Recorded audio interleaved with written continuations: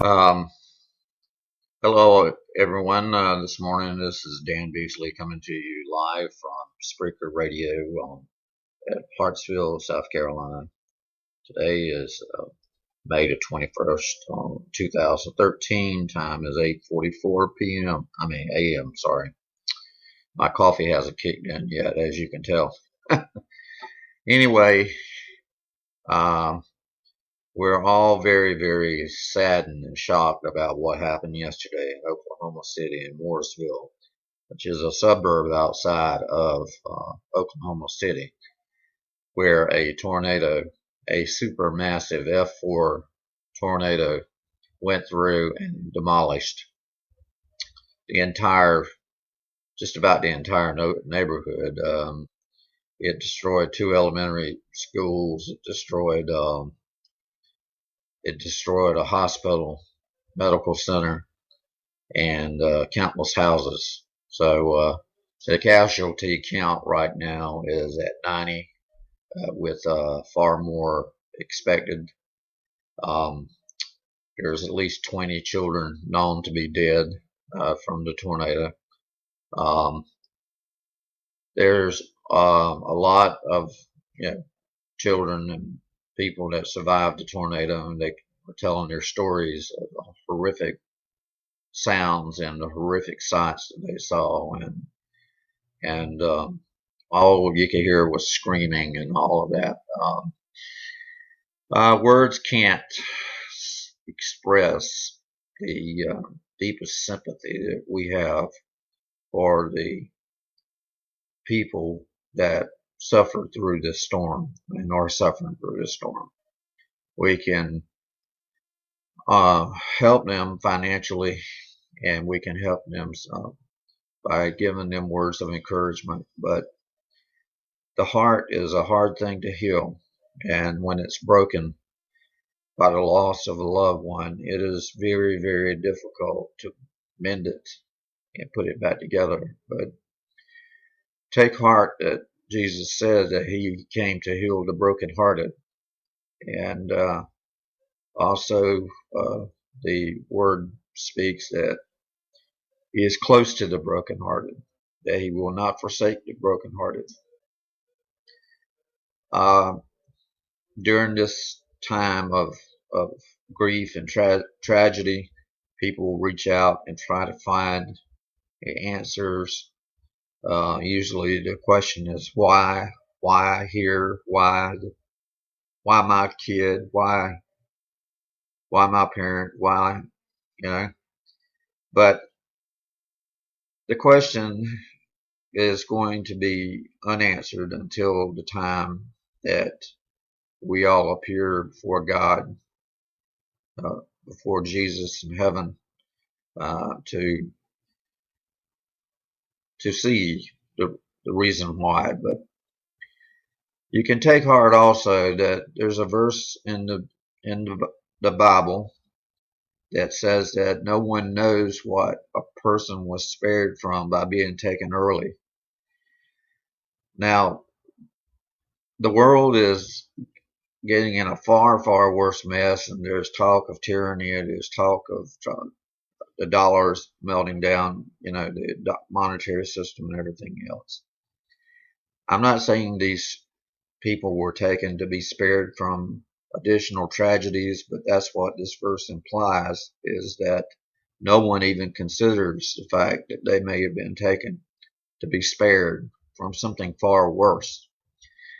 Although you cannot hardly imagine something worse than this, there are things in life that are far, far worse than death, believe it or not.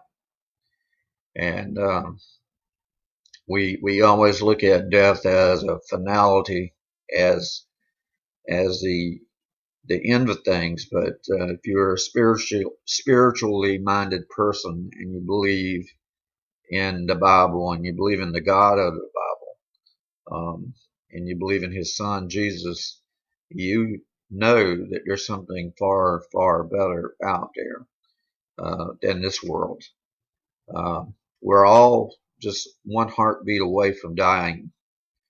Yet we go through our lives and we act as though we're going to be eternal. And we are eternal.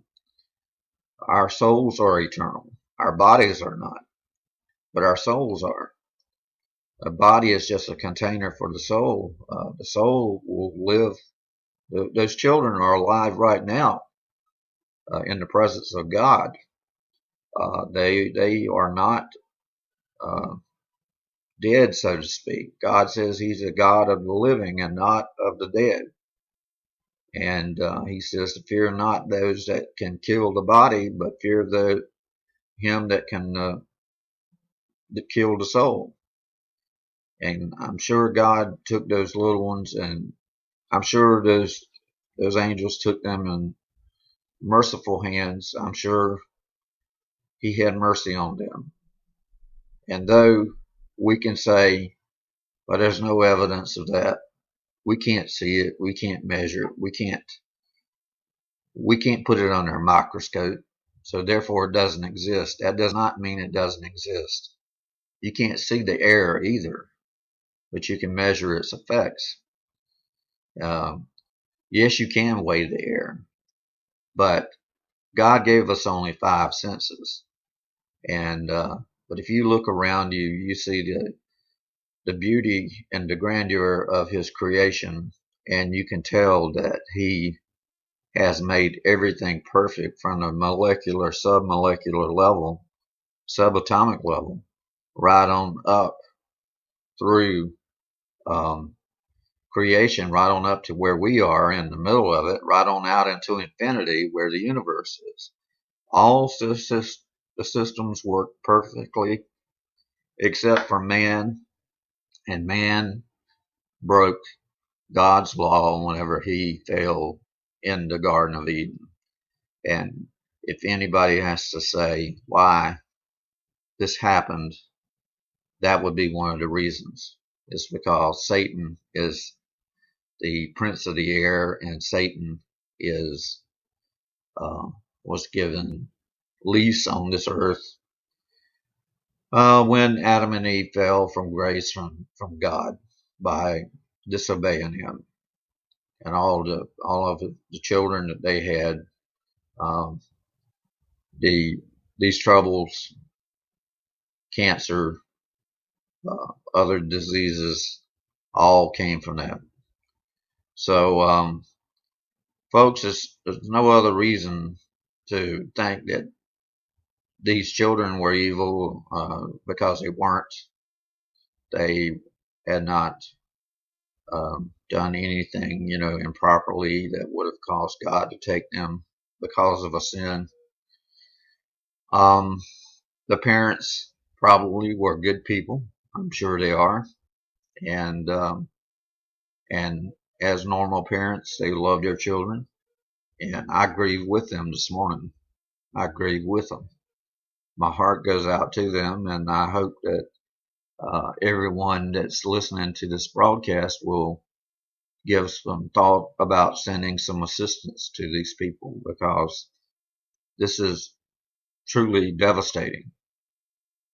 Truly devastating. Now, the world goes on after these tragedies happen, and they're soon forgotten in many, many cases.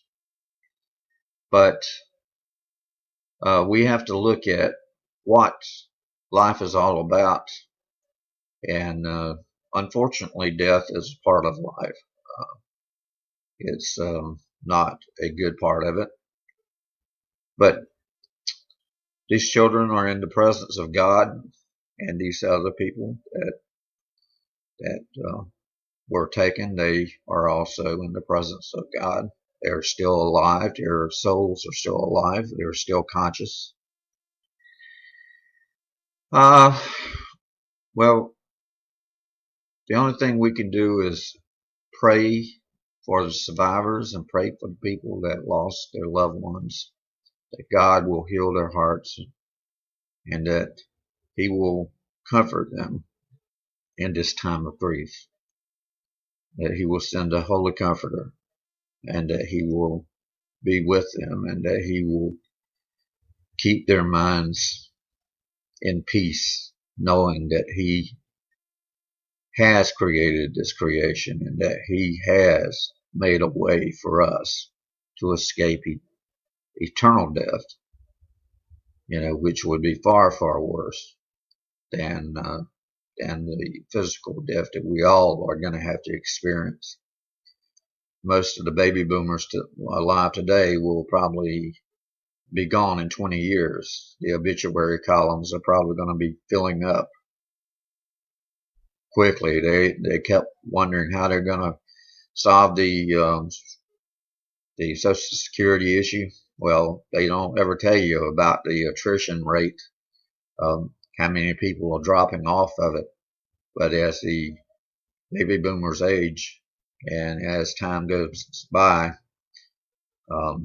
people are going to pass away, and every day in the news you read of someone famous has passed on. And we all have to realize that what our mortality is, and that we will take off this mortal body and put on an immortal body, and God will give us a new body, and that we will be in a much, much better place than what this earth could ever give. Although the separation and the time is very, very hurtful and very, very sorrowful, it's just hard to fathom just the right words to say.